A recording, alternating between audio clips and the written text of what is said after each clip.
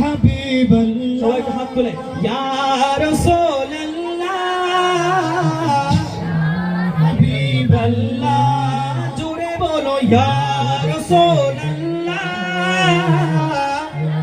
হাবিবাল্লাহ গোলাপ নীলাম গাধা নীলাম নীলাম রজনীগন্ধা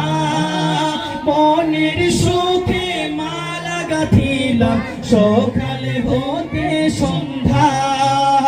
একবার দেখা দাও যদি ও গো কামলিওয়ালা একবার দেখা দাও যদি ও গো কামলিওয়ালা মনের সুখ